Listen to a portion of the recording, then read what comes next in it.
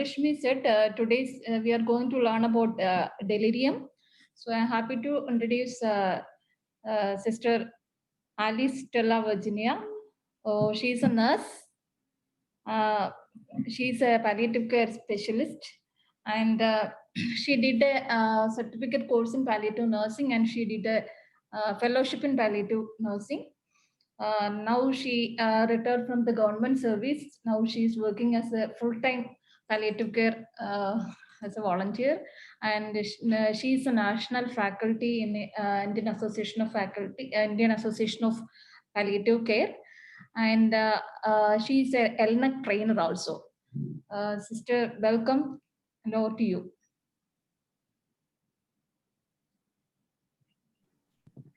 Thank you so much, Shiva. Arun, I will share the screen. Yes, ma'am, you can. In between any difficulties? Yeah, surely I'll tell. Yeah. So a very good afternoon to all the participants. One thing I like to know, Arun, how many participants are there? Presently, we have around 35 nurses, ma'am. Totally, we have 68 nurses joining the program. They might be joining in soon. Okay. So my topic is delirium, and any queries or anything, one thing you can put it in the chat box, and during the discussions we will have it. Okay. So delirium. What do you think about delirium? You can put in the chat box if any one of you have come across any patient with delirium and how you felt about it. So we say rambling speech, confused, agitated. It's really a big confusion. So what is delirium? It says it's a neuropsychiatric syndrome. It's a psychiatric syndrome, common, acute, or serious it may be. But most of the time, it is often missed. Missed in the sense, maybe due to misdiagnosis being done, mismanagement, that has become very common. And why this happens, that we will come to know why it happens and how we can manage it and what assessments we can do, and purely on the basis about what nurses can do. I have, of course, a few slides about the assessment through other tools and some medications and all, but more on to how the nurses can handle a delirium. So it is usually an altered level of consciousness. So now we are conscious, but think about someone where we are not conscious. Our conscious changes, especially when you are in deep sleep after your nights, and suddenly you get up. You will have little bit of what to say that confusion where you are, whether it has become night or whether it is day, where I am, because that night sleep has been disrupted. So you feel where I am. So the altered level of consciousness will be there, altered level of cognition will be there, and inability to hold attention. So why? What is important and why? What is important is early diagnosis is very important so that we can identify the causes as far as possible soon, so that we can give a prompt management to the patient. Of course, sometimes it's a medical emergency also. We say in palliative, we say it is an emergency, or whether it is associated with mortality. So there is a criteria for this where we all use, that is a delirium. It is a delirium criteria. So there is a fifth edition of criteria. I'll be explaining about this, like disturbance in attention and awareness. It will be an abrupt onset also, hours to days, with fluctuation with the symptoms. Change in cognition, like orientation, perception, where I am, I don't know. If in the house, I think I am in the hospital. Memory, who are you? Who is standing in front of me? And not better explained in the terms of neurocognitive disorder. It's not actually explained in good terms. And evidence of medical condition judged to be etiologically related to the disturbance. So etiological things are also there. So this also has to be judged. So a disturbance in attention, reduce ability to direct, focus, or sustain and shift attention and awareness. So especially orientation to the environment. I want where I am living, I don't know where I am. And with this, there will be distance develops over a short period of time. Usually maybe hours, for some it is few days. And tend to fluctuate in severity during the course of a day. In addition, the third criteria is see an additional disturbance in cognition. That is the memory deficit, disorientation, language. So visuospatial ability or perception. D is the disturbance in criteria A and C are no better explained by another pre-existing, established or evolving neurocognitive disorder. And of course, do not occur in the context of severely reduced level of arousal such as coma.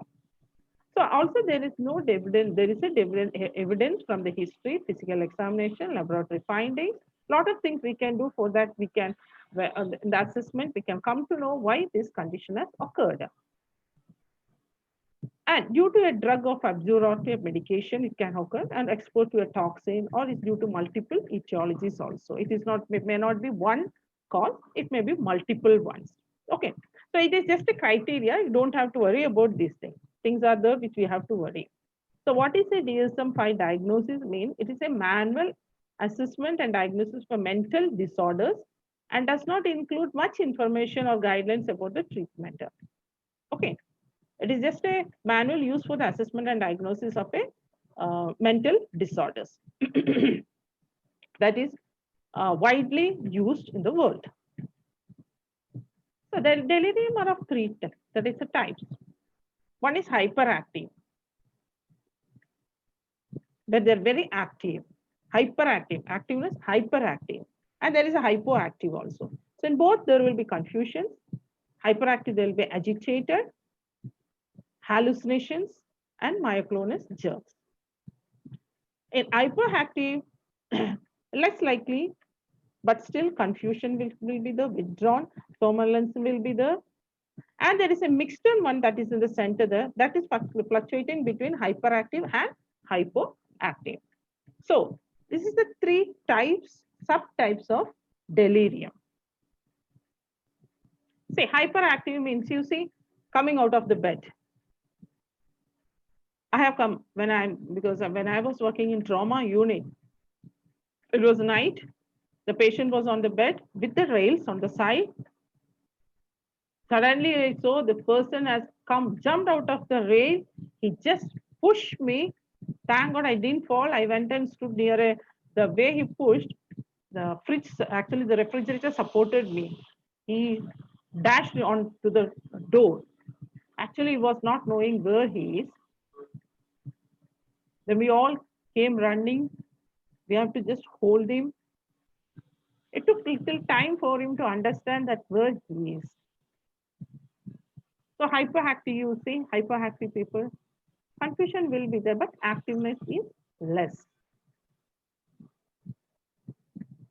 So usually when we talk about delirium, dementia or depression, all these three things are there. Delirium, dementia, depression, all D.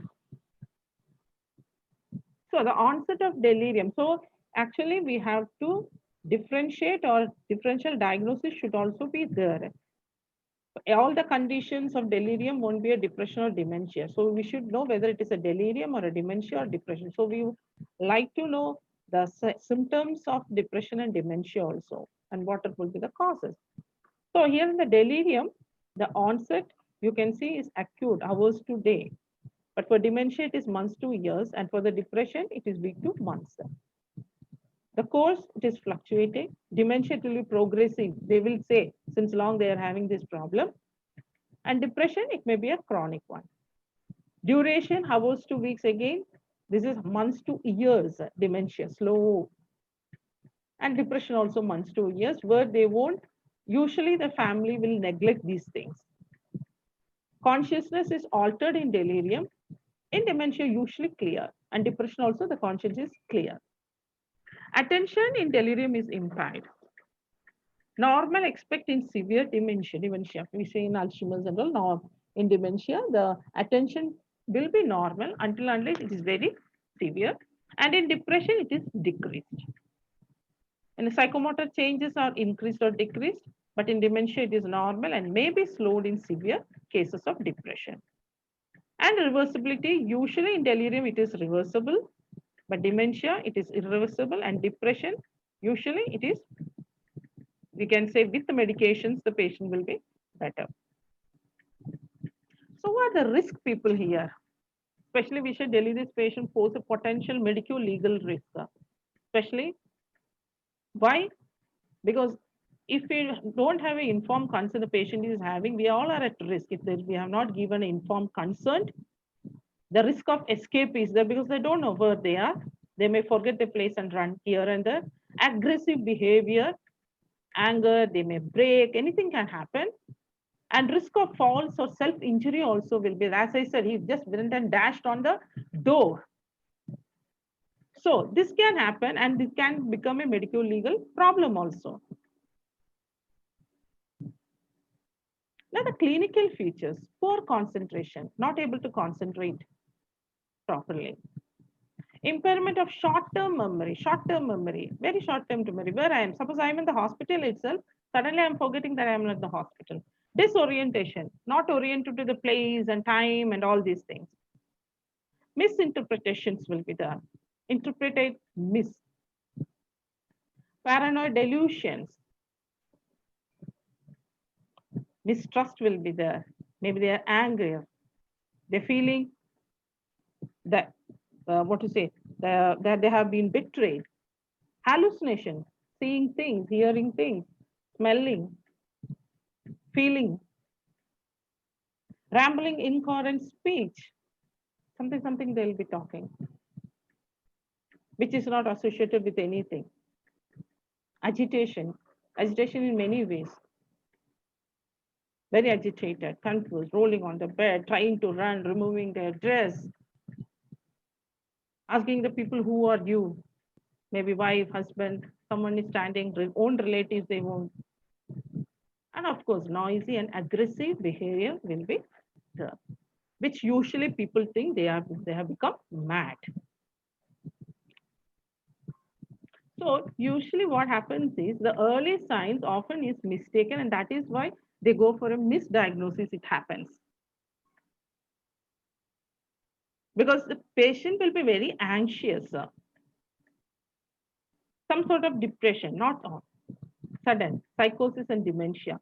These are the early signs often mistaken for delirium. So welcome. What is the impact of the delirium?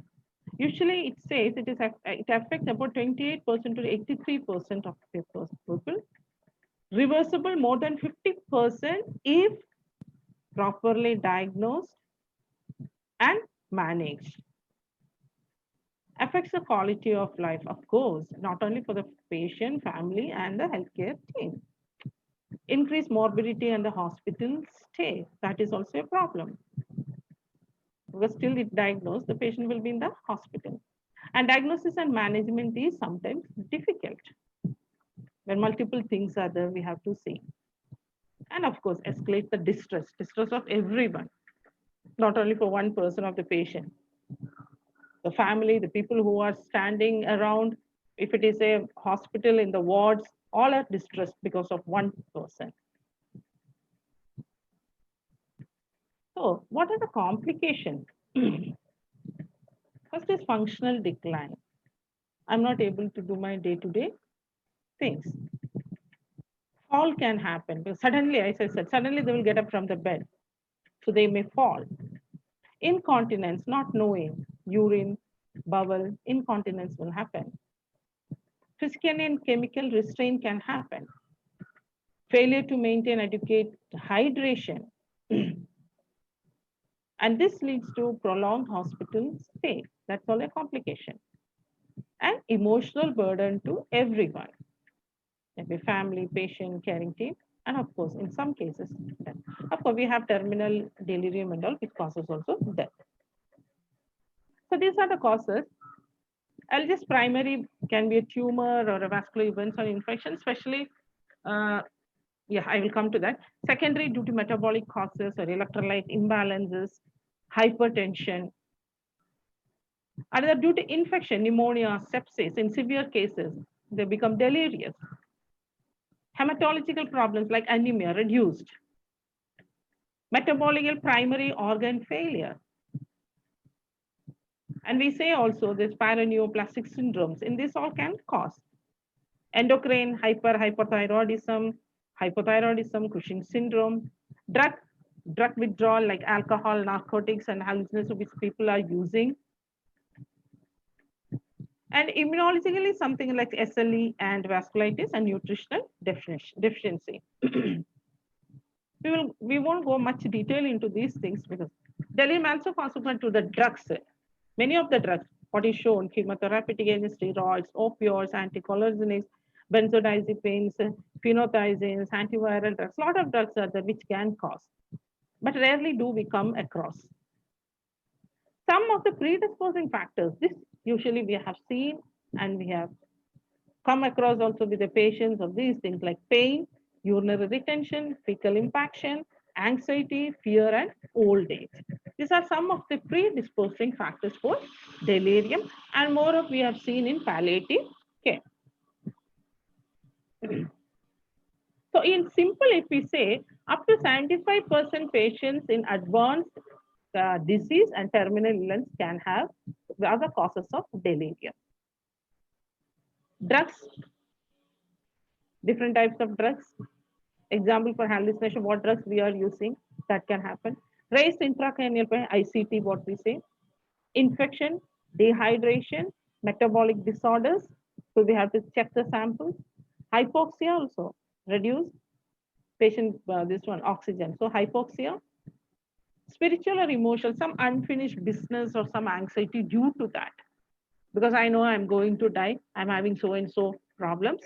So I'm anxious about something. And something which I have not finished, maybe due to that, thinking, I'm having delirium. And of course, the withdrawal of alcohol or cigarettes, some sudden withdrawal. In another case, which we usually come is one is uncontrolled pain due to severe pain, which is not controlled. Uncomfortable position also it happens. Sometimes full bladder, full rectum, fear, change of environment. As I said, suddenly if you're put in ICU, that itself will cause. Unfamiliar excessive stimuli, too hot, too cold, wet bed. That happens with the patients who are bedridden. Crumbs in the bed, it can cause. Creases in sheets, that can cause delirium. And of course, general deterioration in the patient's condition and dehydration. Now is the assessment. Bedside clinical judgment we can do with the patient, with the family. We take the history. That is the first thing what we have to do, taking history of the patient. Frequent assessments daily at different times. It is very important. Many times, night times, what happens, it is often missed. And that is very important. Usually we say when the patients are when their disease condition is progressing, better someone has to sleep in the patient's room. And usually this happens in the night more. If we take in our palliative care patient, terminal patients and all. So often what happens in the night, it is being missed. So that history taking is very, very important from the caregiver or a family member. That is very important. So these are the assessment tools. So many assessment tools are there, which we can ask some questions to the people like counting. You can draw something and ask them to draw it in the same way. Writing the name and asking them to read it from the back. Some things are there very rare, but how far it can help us that we have to see also. Investigation assess the need of the investigation first of all. And only that supports the clinical diagnosis and management. And of course, in terminal stages, you know already the patient is in terminal, avoid all the investigations. Otherwise, usual things what we go is a renal function, glucose, electrolytes, complete blood count, or a liver function. Urine routine examination or CT of that if required. So that's what I remembered once. A patient was rushed to us saying that the patient is talking irrelevantly, disoriented, try to pulling out the clothing. And when the patient has arrived to us and we were taking the history, the family said she was complaining of severe headache and the patient was diagnosed with cancer, CA breast. She was already on chemotherapy, everything finished. And this was a sudden. So I said, it was a sudden. She said, and the family member said, no, since 2-3 days, she was complaining of a headache. And she was having fever also. And of course, suddenly it went into our mind whether it is a metastasis to the brain. And that is why she is showing this delirium like. And of course, it was that. And after that, she has thrown seizures also. So CT head, if required, of course, we can do it. So in the management, prevention is very, very important. There are some general measures, overlapping things will be there in the slides. Pharmacological measures are the awareness and clinical judgment. Etiological oriented interventions we can do, and some non-pharmacological interventions also.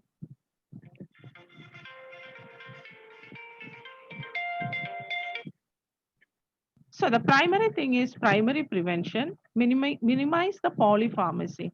People will be taking multiple drugs and we don't know what are drugs they are taking. So usually we say follow-up is very, very important. Review of the disease condition with the doctors is very important. If I am a diabetic, I need to review at least 3 to 6 months. If I am on multiple drugs, I need to review it. So we have to minimize. That's the first prevention we have to do. Anticholinergic, hyposedative, and opioid medication should be used sparingly in the elderly. We say in the elderly, medication such as polypharmacy should be less. Plus, this type of medication has to be seen and used. Maintain hydration and nourishment, ensure sufficient sleep. That is another thing. Hydration is very important. Educate fluid intake. That nourishment we need, so there won't be any nutritional deficiency. And of course, sleep. Not only elderly, at least 6 to 8 hours sleep that we need. And sufficient sleep in the sense, not disturbed sleep. Maybe if I can sleep up to 5 years without disturbance, if I sleep, that's enough for me. So we have to find out from the patient and the family also. So there should not be much disturbance. Caregivers and nursing staff must be trained to recognize delirium. That is another thing. Not only us, even the patient's family also you can teach. So that we have to train the nurses how to recognize delirium.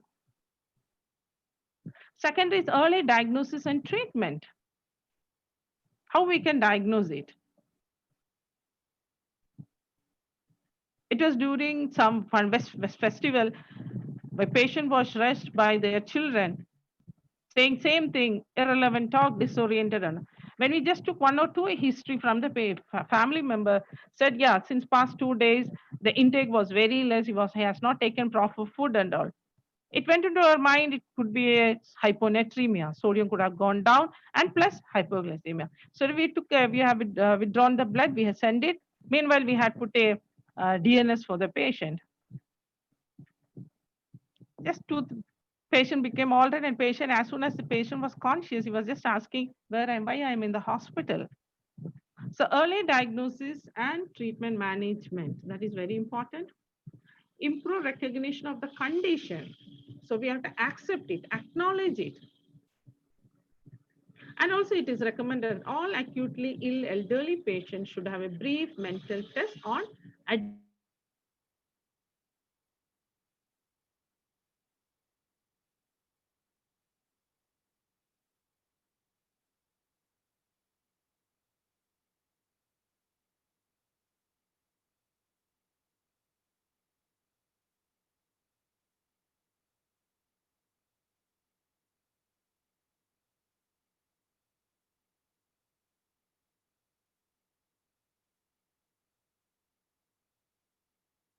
any metabolic abnormalities immediately, hyponatremia, hypoglycemia, anything such things.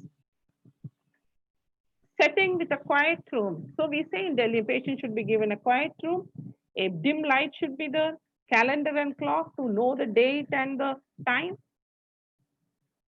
Take care of the bladder, bowel, and the pressure ulcers. This all can cause, like retention of urine, retention of bowel can cause, incontinence of bowel also can cause. Pain.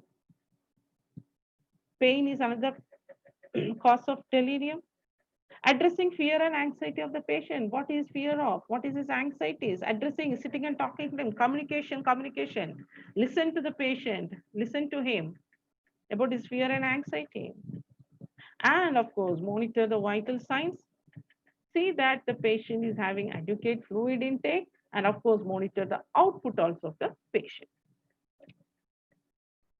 And proper explanation to the family and the caregivers. What is happening and why this has happened. And if the patient is in the hospital or even at home also, if they are managing, encourage visitors by friends and relatives. Close observation should be there. A complete history and necessary initial laboratory studies has to be taken. Implement environment and psychosocial interventions, pharmacological management, and less physical restraints and early mobilization. That is best. Physical restraint should be only used as a last resort, not before that. See, supine position, one arm down, one arm up, head little tilted, raised. But it's only when, as other fall we say, don't restrain, but in some cases we have to do. These are the drugs. As far as this one, the main drug, otherwise what we use is haloperidol. The choice of drug. Antipsychotic which we use is more of haloperidol. Then of course benzodiazepines, midazolam and lorazepams we use. Of course, in sedation, in terminal delirium, we use for the mild cases, we use haloperidol, moderate haloperidol or midazolam, and severe also haloperidol, midazolam. Only the doses are changed. So the awareness, clinical judgment, patient and the family. With the patient, open communication should be there. Active listening, as I said, meaning to the symptom. One patient already had, after delirium, when he was brought to the hospital, after the course, suddenly asked one question. He said, I felt that I am mad. Am I mad? Because I think something I have done. And he overheard also the people talking to him, his own relatives. So I need to sit and tell him what has happened with him. And it is not madness. This is what has happened with him. And it was due to the drug, what he was taking. So it should be open communication. We have to listen to him of his fear and his anxieties, his distress, and explain the management what we have done. Same thing with the families also. Respond to their concerns and the needs. Acknowledge the emotions because they'll also think the same thing. We have come across many of the people, the relatives saying that the patient has turned mad, but actually it is not. And once you acknowledge their emotions, you have explained to them, that is clear information you have to give. And when you are managing, involve them also in the management. It's not that keeping them out of the room, keeping them separate. No. Let the family member be there next to the patient and with us in the team. They have to be involved in our team. So here we comes with the non-pharmacological interventions. So ensure effective communication and reorientation. Where the person is, who they are, and what is the role. And promoting day activities. Maintaining quiet and well-lit environment. As I said before, quiet room, not much of noise. Light should be there. Staff should continue to be with the person. Avoid changing the patient's bed here and there and changing the rooms. Providing hearing and visual aids. People who are using that, see that it is being provided properly, they are using it. Sometimes it will be hanging around their neck. And that itself will cause them some confusion. They'll become disoriented. So have a look onto that. Encouraging personal items, their own personal things. Don't keep here and there. Person bangle was removed. That lady's bangle was removed, and it was means she was using for a long time that same bangle. And she became so upset of, and she was searching for her bangles. That was her very personal thing, what she was using. And family couldn't recognize what she was doing. She was so confused. She was getting angry. She lost it. And finally, when she got that bangle, she was quiet. In hyperactive delirium patient, limit visits. That is very important because they're very hyper. We don't know what they will do. So we have to limit the visits. And if the patients are in the catheters and pumps and all, remove it. Maybe due to that, they are in this stage. The normal sleep, as I said before, normal sleep, wake cycles can be promoted by the use of a daytime activity and environmental cues, such as windows and clocks and all. Sometimes suddenly I get up, I don't know what is the time, and I'm not able to see. So a normal sleep should be the, maybe what is their sleep pattern, we have to find out. And it has to, it has to be encouraged also, that this time, this much hours sleep is encouraged. And while sleeping, interruption should be minimized. I still remember in my training time, I was in army. So during my training time, one of our ma'ams, she, after 10 o'clock, she will never allow us to go and take the vitals of the patients. What she says is, as a catwalk, not to make any noise, just go near the patient, see if the patient is taking the respiration, that we can have a look only. Okay. If no monitors are there, but otherwise, all the work has to be finished by 10. Unless it is emergency, that's all. And of course, adequate nutrition is very important.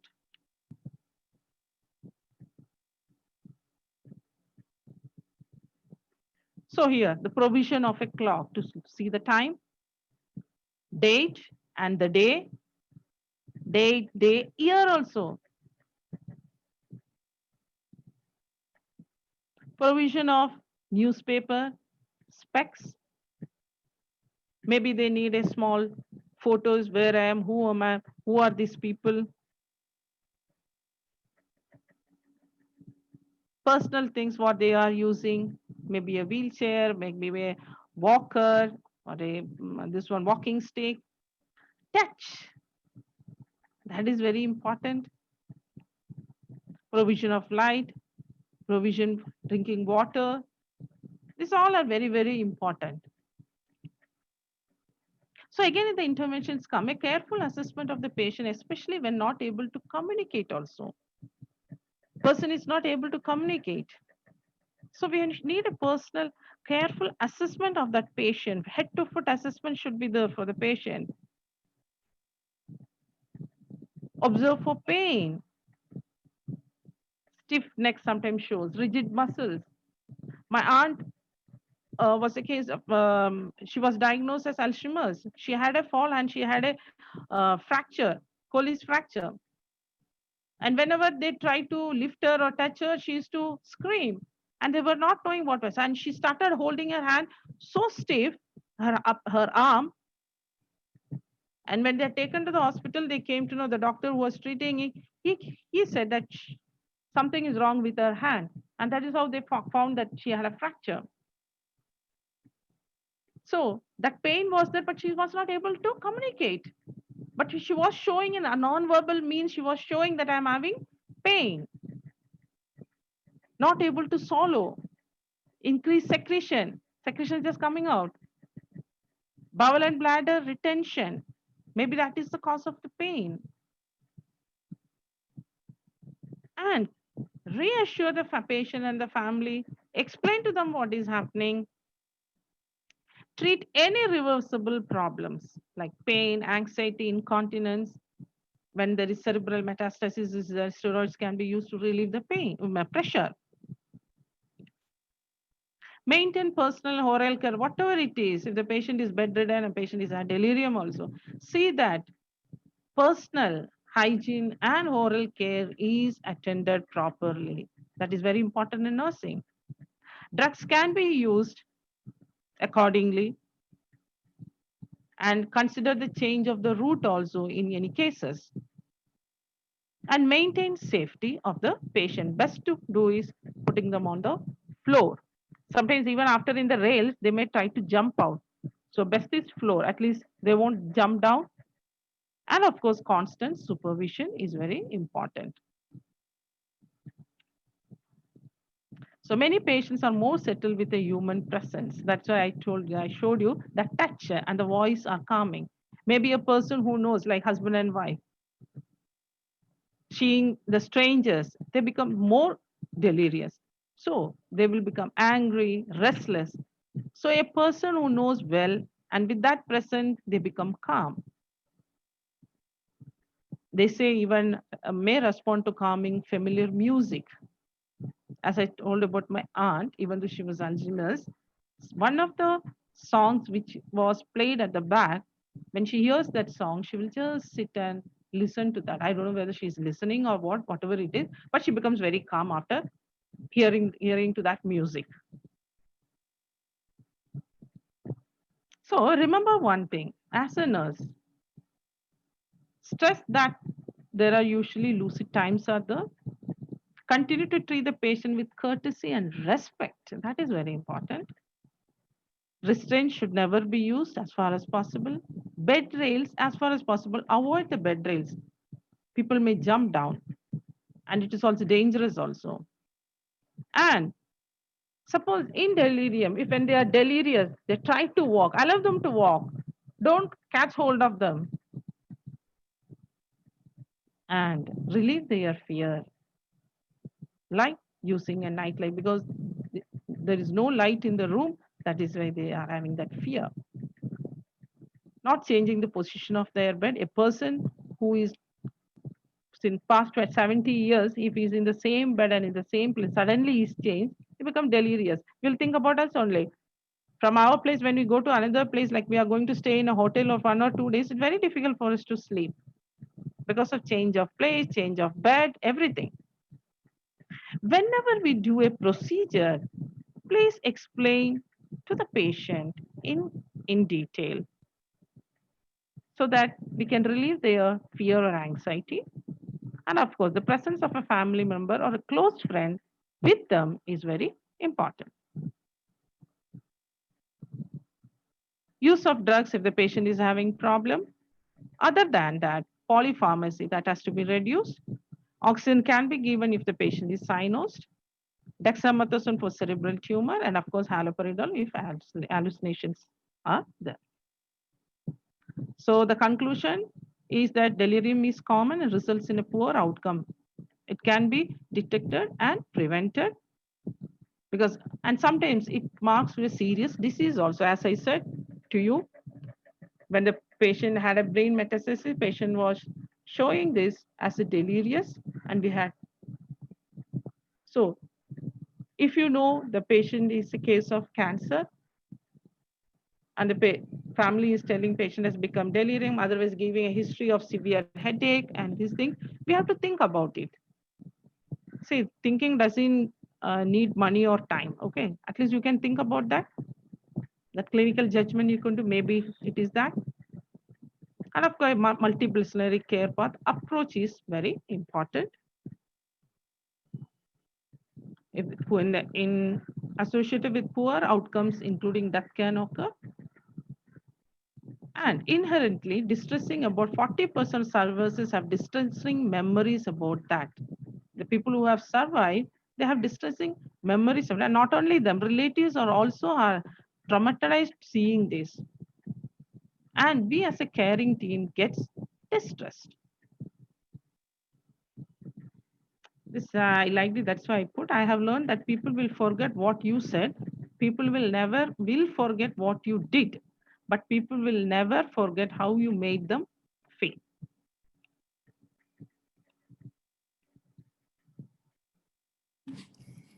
Thank you, Sister Stella, for the. Yeah. 1 second. So before concluding, one more thing I want to say, 2-3 incidents I would like to talk. One of the bystanders, they called me and told me, it was over the phone, that my mother is acting indifferently. She asked me who you are, why are you standing here? And the son got so upset. So I just tried to ask what medication she was taking. And suddenly he told me these are the medications she was taking. And suddenly it went into mind, she was taking furosemide. So I said, did you find out how many medications are left her or something? She has taken double dose or something like that? Because the patient was taking independently. She was not dependent on anyone. Then he said, I feel that she has taken extra medications. And you know what happened? Patient has become hyponatremia. And they were at home. And very difficult to bring the patient. And for me to tell the team to go and see also, they were little far. By the time they could reach, what they will do? You won't believe, that time what I could do was, I just told them, take some salt, mix nicely, just like a juice and make the patient to drink, I said. Then I told her, you have to wait because by the time the team could come. Anyhow, so she made the patient to drink that. The son, he made the patient to drink. Okay. And after that, they called me. So she said, yeah, now it is fine. I said, please don't give Lasix again. That is furosemide. Just have a to meet a doctor and you find out the review you have to do. But once she came back to the consciousness, the next question was, what I was talking here? I think something irrelevant I spoke to you people. And the son has to sit and explain to her about it. And it is none other than my own mother also. This has happened with my mom. I was in my workplace and this has happened with my husband. And he was so confused. He became confused, in fact. What has happened to this mom? And she was taking Lasix since long she was on that drug. Then I had to suddenly tell him, stop the drug, don't give her the drug. And instead of that, just make some juice with salt, add little bit gas and just give her. So that time I couldn't do anything else because I cannot rush her to the hospital also. It is very difficult. So like these things, as many times it has happened with us, with the patient, sometimes hypoglycemic patients. So we should have something in hand. And of course, we have to explain to the family members also, anytime this happens, for sudden management, immediate management, some things we can do like this. Before the medical team arrives or before we go into for the medical team. Okay, so delirium persons working in palliative care, of course, they come every now and then, they come across delirium patient, especially even after taking morphine drugs. So assessment is very important, like history taking is very important. We have to sit and take the history. Immediate things we have to do. That's before we say emergency. When we get, we have to do it. But other than that, then we have to take the history to find out what could be the other causes. Okay, Shiva. Thank you, Sister Stella, for the detailed presentation. So this is the time for your doubt clarification. If you have any doubts, please ask. Either you can chat or you can unmute yourself and ask.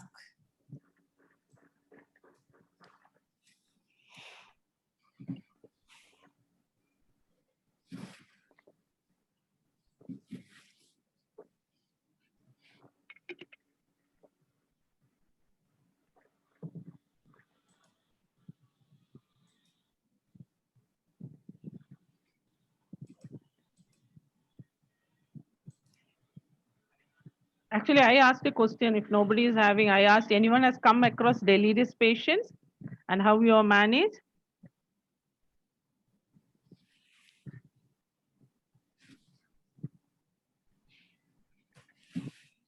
Yeah. See, interventions. She asked for us. You're from India? Yes, Anubhav, as she's something like that. Okay. See, in India, for brain metastasis, usually we give steroids. Okay. That is accordingly what the doctors have ordered. We start up it because in delirium with the patient who is having a brain mets, steroid is the best drug so that the edema of the tumor it can shrink a little bit.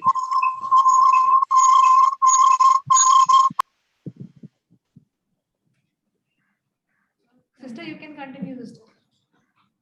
Okay, to reduce it, the edema.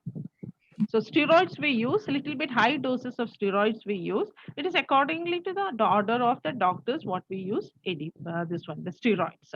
Usually dexamethasone is used for cerebral edema and for the tumor. Because it reduces very fast. So it will be continued for 2-3 days. Dexamethasone is used, but it should be according to the order of the doctors.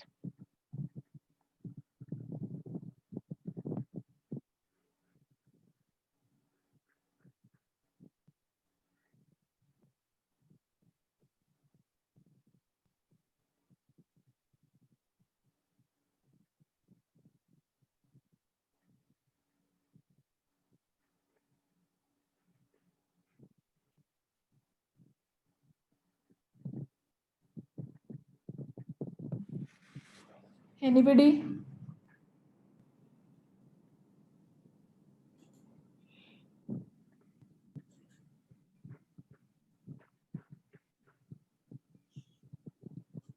Anyone working in ICU must have come across delirium patients running out of because they are unfamiliar with the environment, right? Surroundings. Many of once they become conscious, when they hear all that noise with all the machines, now they become delirious. And that is how many of the times we think patient is showing also, we'll try to restrain the patients. But actually, the thing is, we have to calm down, talk to them, communicate with them so that they will come out of that. At least they will come to know where they are, why they are. That is the main two things are, why I am here, where I am. So once you explain that, they become calm.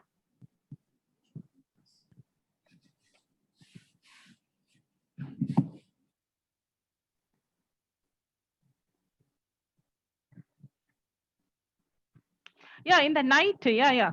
See, suppose I am alone in the room, all the lights are off, I'll become delirious. There is no light, I cannot find where I am. I may become upset, confused. See, this presentation, what I mean was, this is always missed because nighttime, if suppose with the patient, one person is not there in the room, what has happened in the night there? Early morning, they are all right, but something has, but still that confusion will be there in their mind. They will show it also to you. Something has happened in the night, but what has happened? That we have missed. We don't know what has happened. Very few people will tell something has happened in the night. I don't know. They must have removed it. They must have passed urine. That is another thing. Passing urine in the bed itself. Why this happened? So that presentations Many times it will be the, if a family member is there, they may present it. The patient has become delirious. Why? Sudden light is off. They get up. They try to run away. Open the door. Sometimes they will remove this one. They will pull whatever it is here and there. Why this happened in the night? Is that because there was no light in the room? Is it because no one was there in the room? Anything has been changed? So this only a relative can tell us what has happened. So in the history taking, we have to ask whether this happens every now and then in the night only.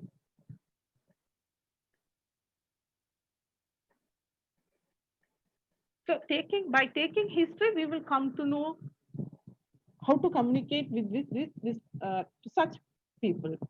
I mean, such patient or the family. Okay.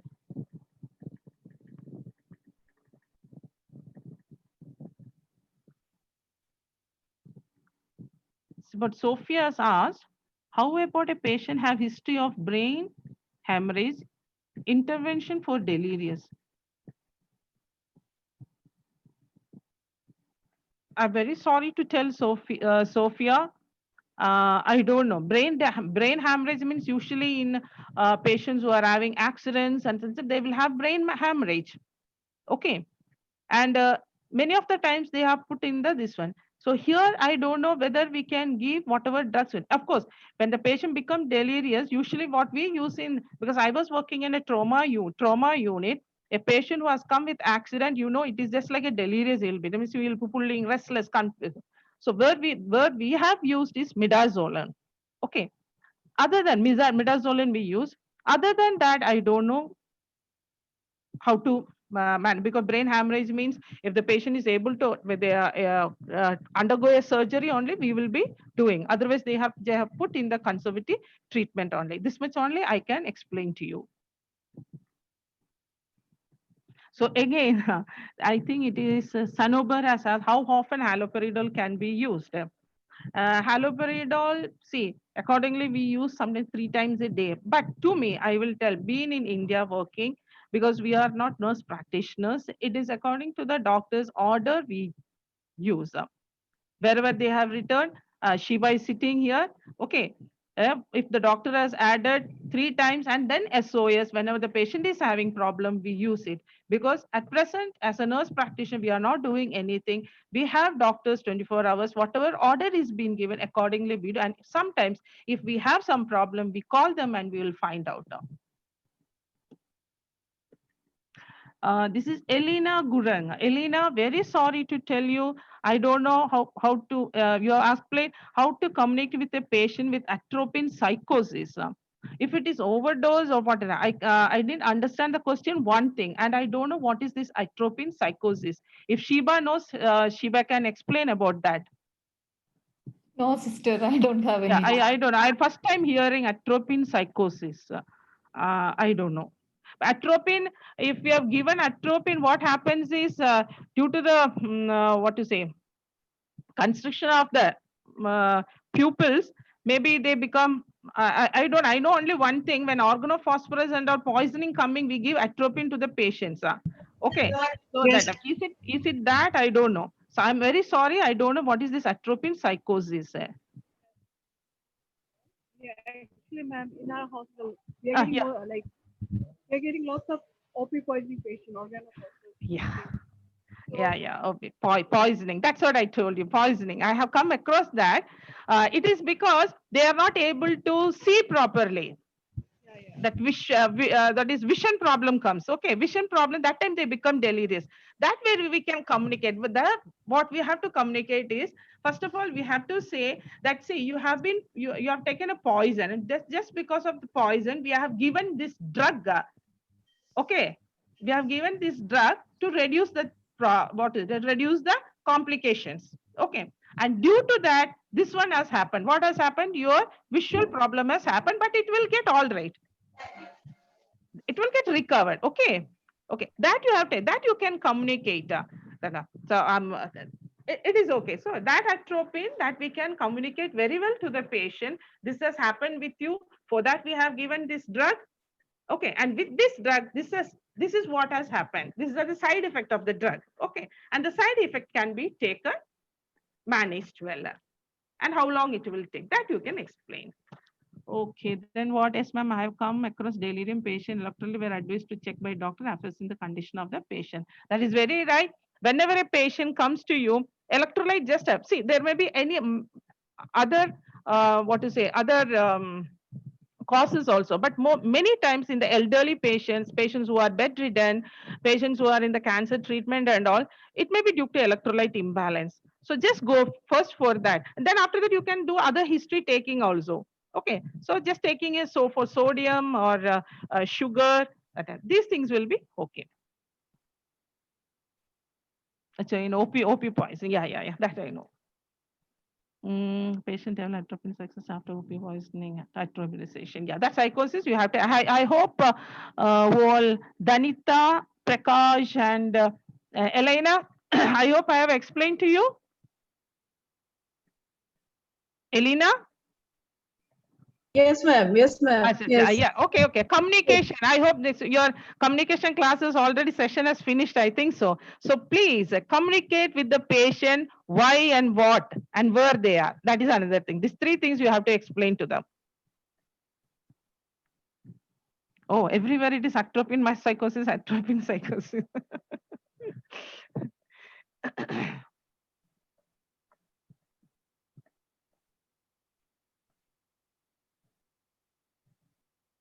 Anything else? No, sister, we can move on to the patient story. Yeah. Okay. So today the patient story will be presented by Biblong Leo, sister. So sister, welcome and over to you. Hello, good evening, everyone. Good evening, sister. Can I share it from our end? Yes.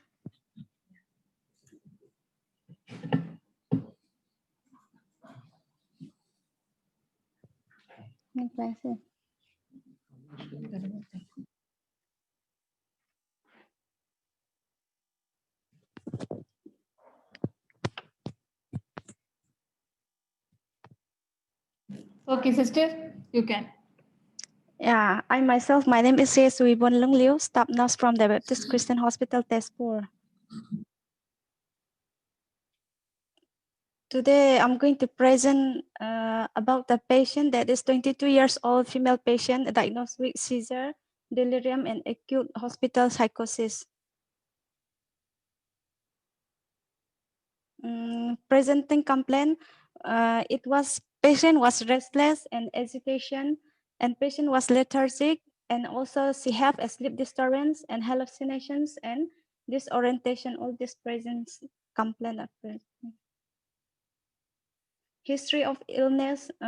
When we take the history from the husband was telling that patient have altered cesarean since 2 days and decreased appetite for 3 days and polydipsia and no history of hypertension, diabetes, or no other history. And during the physical examination, the vital sign was BP 120, 80, and heart rate was 75, respiration 22, SpO2 was 97, and in general physical examination, there is an altered sensorium and epibrel, and cerebrovascular system S1, S2 sound was heard, and respiratory system by lungs are clear, and central nervous system no focal neurological defect, and in palpitation and auscultation the bowel are soft, no tender, and bowel sound are present. And after during the time of admission in the casualty, we do a routine investigation, that is CBC, sodium, potassium, urine routine, creatinine, uric acid, CRP, and RVS. Then after that, the sodium correction was done, and then there is a fluid restriction for 1.2 liter per day. And psychosocial aspect, patient, she was recently a married woman, that is 4 months back she got married. Then Her husband is a businessman and who take care of the patient health. And the medication which we gave in hospital during her hospitalization was injection pantoprazole 40 mg OD, and then ondansetron 4 mg BD, and phenytoin 5 mg TDS, and haloperidol 5 mg SS and SSOD, and lorazepam 2 mg PRN, and midazolam 3 mg state and PRN, and optinuron 1 ampoule OD, and then tablet quatipine 25 mg HS. And for sodium correction, we give 3% sodium chloride and IV fluid DNS, and then NS for 24 hours was given. And the main concern was, since she have a metabolic imbalance that is hyponatremia, we focus for sodium correction, then prevention of injury, that is during the patient stress, we used to take care and check for the prevention, that is safety measures, and prevent complication. Summary: a 22 years old female patient came on casualty with complaint of altered sensorium and decreased appetite. Routine investigation was done. Sodium correction done after blood report, and patient is admitted under medicine department. Discussion point: how do you assist patient with delirium? Number 2, how do you communicate with delirium patient? 3, how do you give psychological support to the family? Thank you. Thank you, sister. So if you have any doubts, any clarification, you can ask.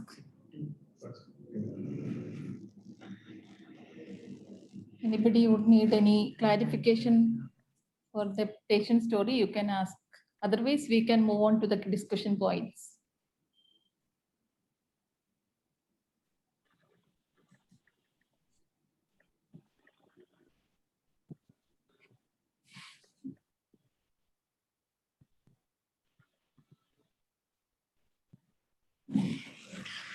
I think we can move on to the discussion points. Sister? Yeah, I'm here. Where is Steve? Yeah, I want to, Shiba, can I ask a question?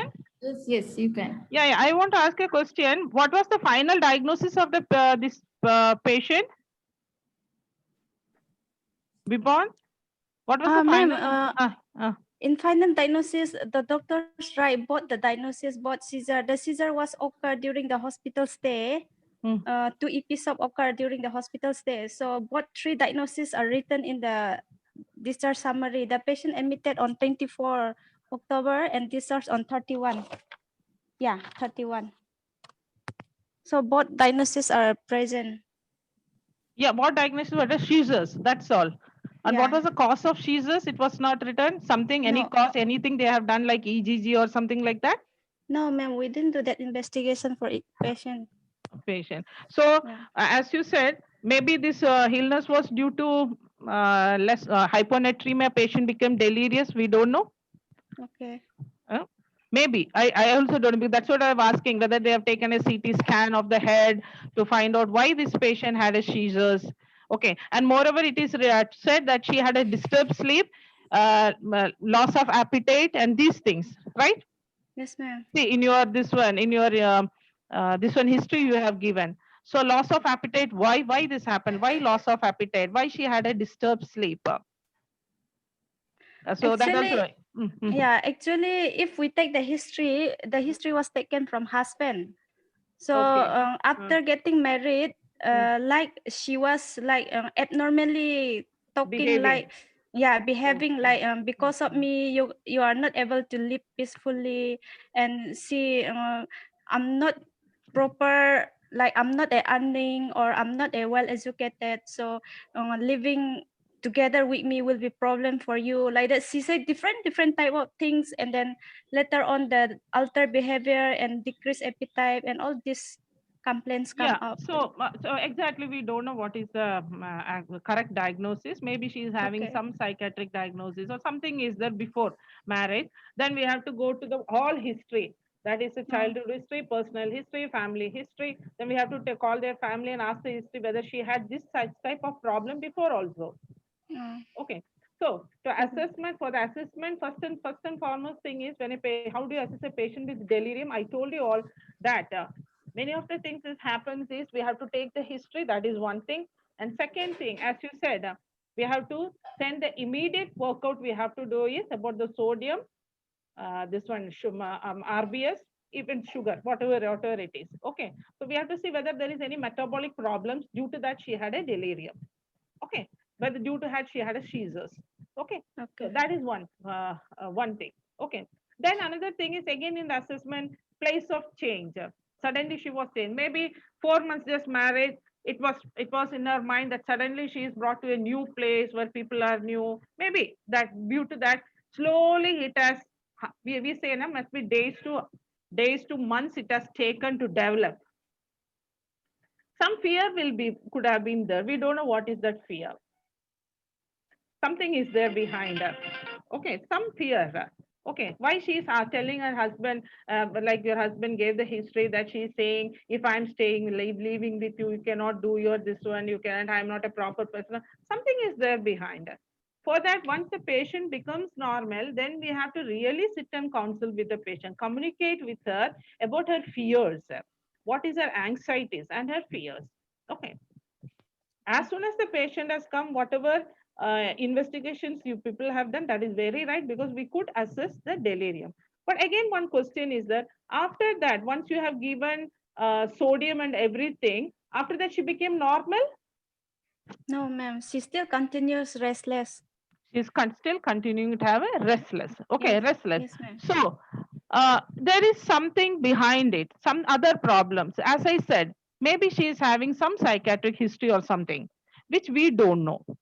Okay, see, the delirium, the patient becomes irrelevant, and that all will take. And after your treatment, maybe if it is due to that sodium, reduced sodium hyponatremia or something, that will be corrected. But after correction, also still she is there. What is the problem? Second, as I said, some CT head or something, if there is some tumor or something, we don't know unless this all is investigated. We just don't know why she is having delirium and why the patient is still continuing to be restless and confused, disoriented, irrelevant talk. Okay.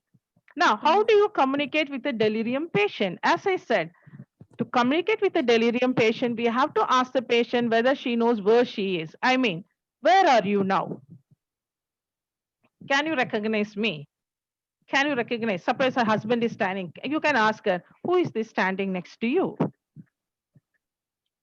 What is happening with you? Are you afraid of something?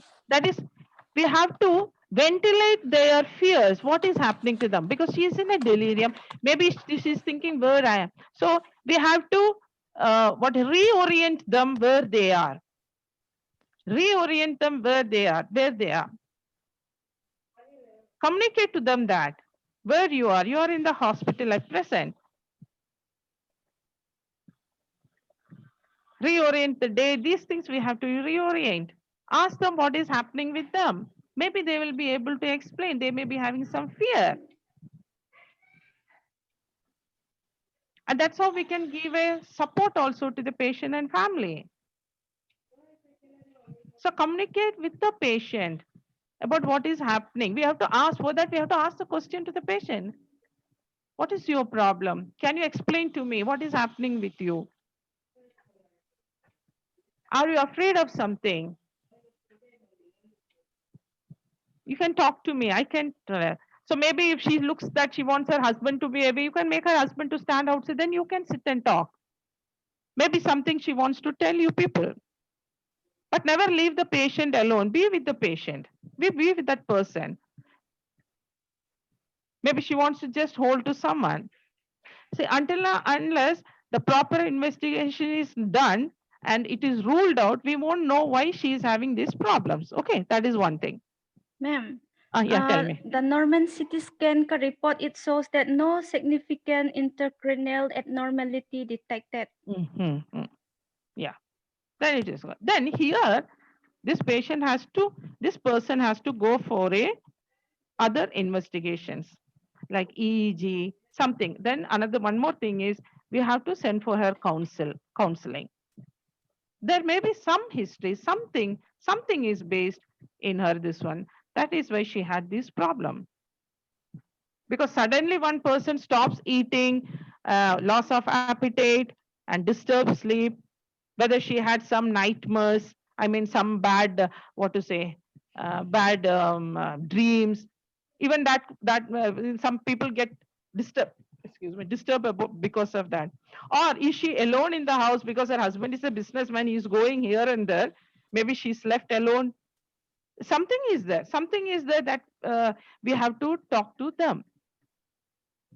Some nightmare, something is there. So that we have to, without sitting with the patient alone, with privacy, give privacy, sit with the patient, and we have to slowly elicit the problems. It will take time also. Within one day, you cannot do. Because to go back, the patient has to be confident enough to talk to you. You have to build up a good relationship with that patient so that she can open and talk to you about her problems. There can be any problems. Marital problems could be there. Newly married, hardly 22, 26 years, right? Right. 22 years, Maybe, ma'am. yeah, 22 years. 22 years lady, she may be having some marital problems. Maybe because of that, we don't know. So we need to talk about all these things. So a counseling, maybe we have to appoint a psychologist or someone who could really sit and talk to her, find out what are the problems, apart from other investigations. Okay. And of course, you have to tell them what has happened with her, because when she was in delirious state, what all she was, what were her, what symptoms, what things she has shown, that we have to just talk to her also in a very nice way. We have to tell her, because her sodium was less, that is why she became disoriented and she was just speaking irrelevant. But it is okay, but it's not madness, right? She should not feel that. So that you have to talk to her. And to give psychological support to the family, that we have to sit with the family. And again, from the husband, we have to take the history. So it will come like a personal history also and a past history. See, in this one, when we go for a psychiatric, this one assessment, they say personal history, childhood history, you people have studied. All these histories are very important. So for the husband also, we have to ask his history about their marriage, rest, everything we have to talk. So maybe if you are not able, someone who could really communicate, we have to. And we have to, once the investigation is proper, the things are sorted out, then we have to support the family in the sense, tell him what has.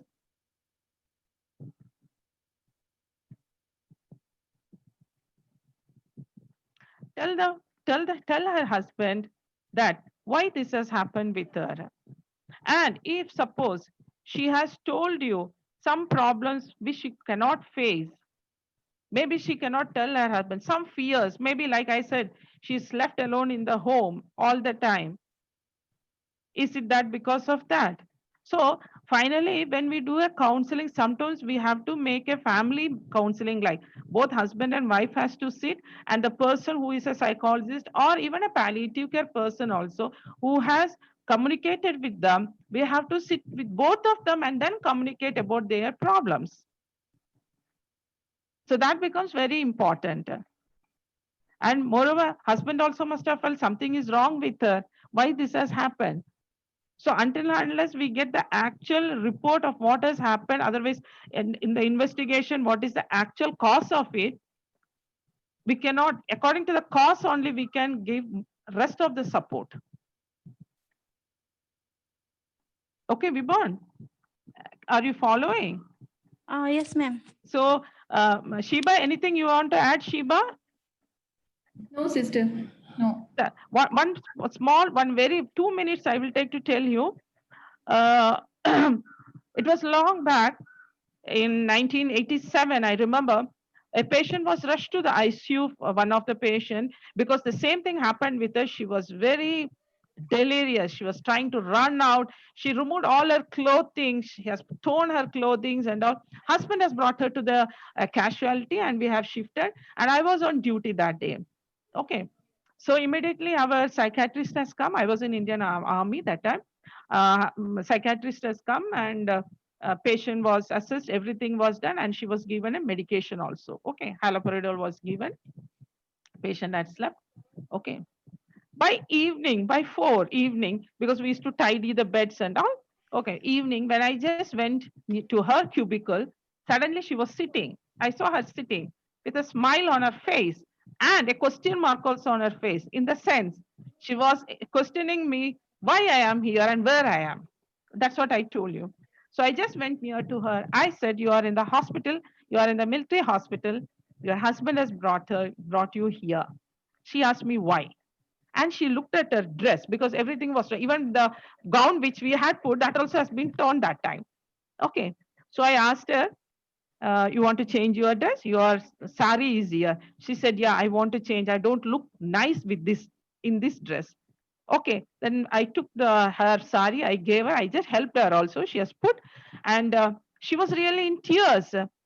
So she said, I don't know why I came here. I said, can I just ask you what has happened with you? And you know what you said? I think most of you, it was really today also I can sit and think about that.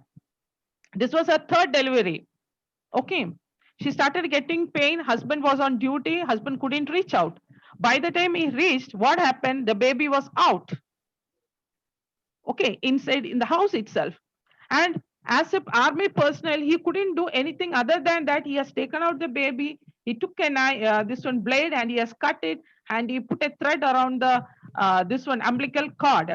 And what he did was, he put the child on one side, his mother also, and he tried to cover and all.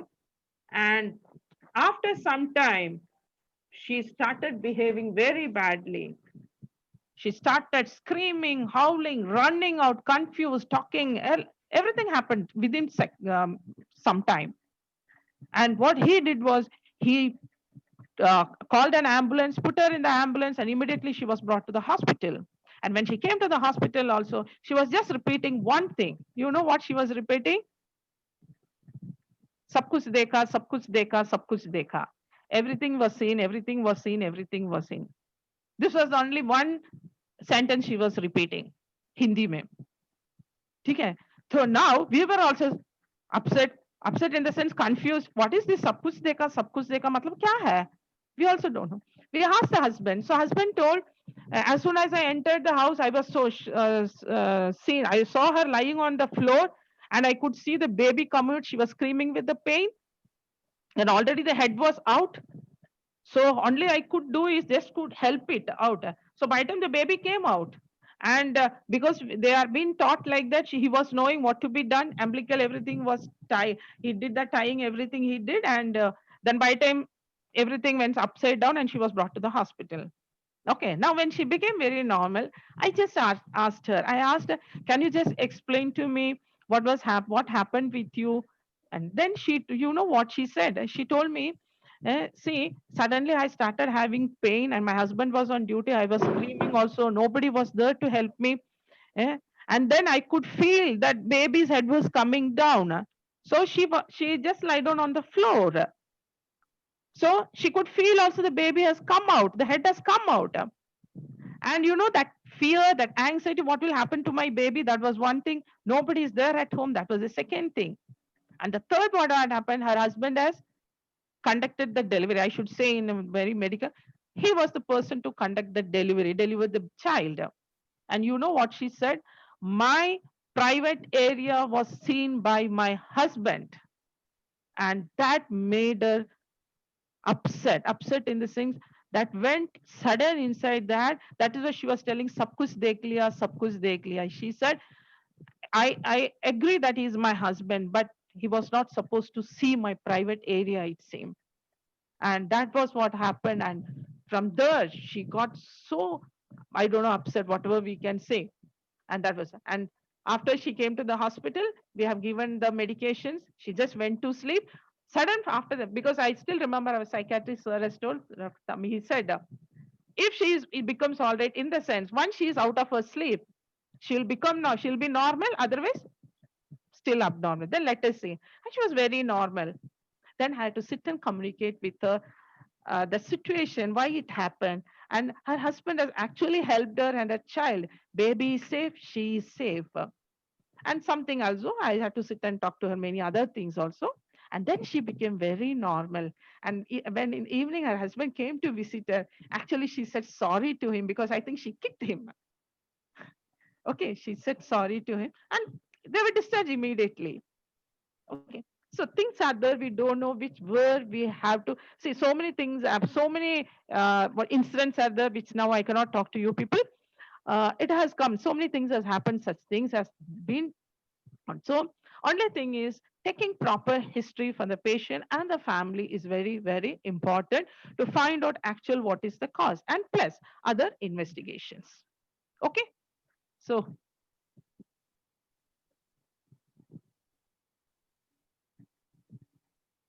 one of your friend has asked, what is that? Kiran Bala, can I know the sodium result and all? Okay. Okay, so Shiba, anything? Otherwise, I think it's time is.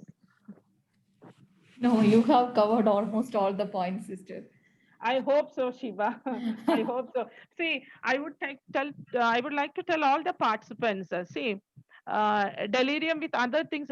Many causes are there for delirium. Many of things what I have seen in palliative care. I have explained to you.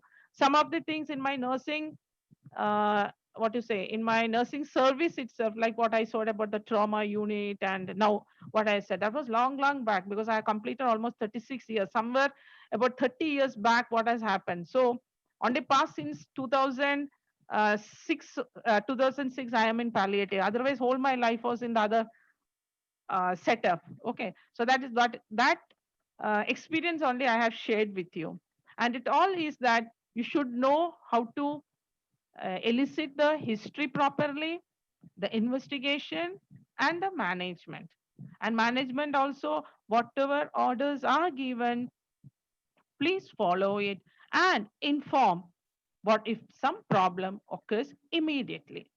Reporting, documentation, that all are very important in delirium also, because if the delirium is continuing, in the documentation, we need to see that why this is happening every now and then.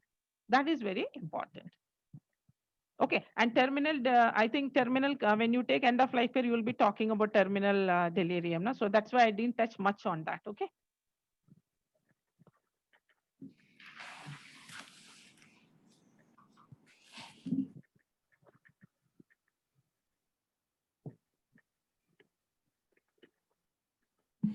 Any questions?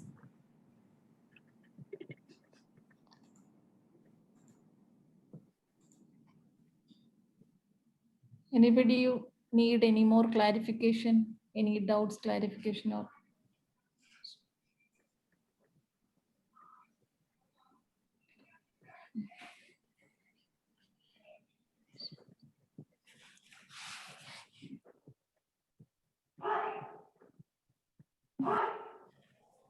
Otherwise, we can wind up here. So once again,